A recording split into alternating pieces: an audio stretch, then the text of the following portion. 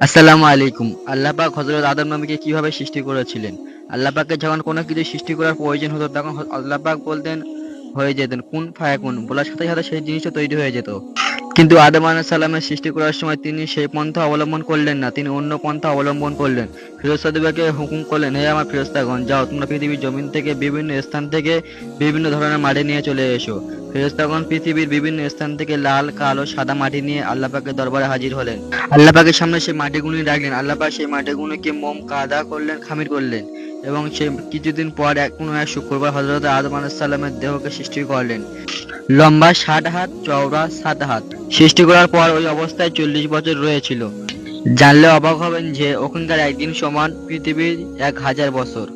40 বছর ওই অবস্থায় রয়েছিল, ওর মধ্যে কোনো রূহ দেওয়া হয়নি। 40 বছর পরে আদমের দেহের মধ্যে রূহ দেওয়া হলো।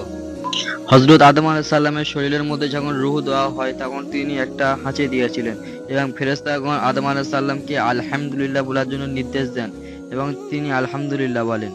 তাই আমরা প্রত্যেকে হাঁচির পরে আলহামদুলিল্লাহ বলি। বিজ্ঞান বলে হাঁচি হলে শরীরের মধ্যে ক্ষতিকর ভাইরাস জীবাণুগুলো হাঁচির দ্বারাই বাইরে বার হয়ে আসে। তারপর হযরত আদম আলাইহিস সালাম জান্নাতের মধ্যে ঘুরতে থাকে এবং জান্নাতের সুন্দর সুন্দর ফলগুলো খেতে থাকে। আল্লাহ পাক ফেরেশতাদেরকে হুকুম করলেন, হে আমার ফেরেশতাগণ, আদমকে সেজদা করো। একে একে সকল ফেরেশতা করলো, কিন্তু ইবলিস করলো না। সে বলল কি যে আমি আগুন থেকে তৈরি, আদম মাটি থেকে তৈরি, আমি আগুন হয়ে কি করে মাটিকে সেজদা করব? কখনোই করব না। তারপর থেকে তার নাম হলো ইবলিস। তারপর আদম আলাইহিস সালাম জান্নাতের মধ্যে ঘুরতে থাকে এবং জান্নাতের ফল খেতে থাকে এবং জান্নাতের চারিদিকটা ঘুরতে থাকে। একদিন তিনি বসে বসে ভাবছিলেন যে নিজেকে যেন একা একা ফিল হচ্ছে, একাকিত্ব ফিল হচ্ছে। আল্লাহ পাক বুঝতে পারলেন যে আদমের একজন জীবন সঙ্গী চাই। একদিন আদম আলাইহিস সালাম ঘুমাচ্ছিলেন এবং আল্লাহ পাক আদম আলাইহিস সালামের বাম পাশের পাঁজরের একটি হাড় বার করে নেয় এবং তা দিয়ে হাওয়া আলাইহিস সালামকে সৃষ্টি করেন। হযরত আদম আলাইহিস সালাম কিছুই বুঝতে পারলেন না। তিনি ঘুম থেকে উঠে দেখলেন তার পাশে এক স্ত্রী লোক বসে আছে, খুব সুন্দরী নারী। তার পরিচয় জিজ্ঞাসা করলে সে বলে, আমার নাম হাওয়া। আদমকে শান্তি এবং সুখ দেওয়ার জন্য আল্লাহ পাক আমাকে সৃষ্টি করেছে। তারপর তারা দুজনা জান্নাতের মধ্যে ফলমূল খেতে থাকে এবং খুব আনন্দের সাথে ঘুরতে থাকে। আল্লাহ পাক তাদেরকে বললেন যে তোমরা যা খুশি এখান থেকে খেতে পারো, তোমাদেরকে কোনো মানা নেই। কিন্তু একটা গাছের দিকে ইশারা করে বললেন, ওই গাছের কোনো ফল খাবেন না এবং ধারে বাড়ে যাবেন না।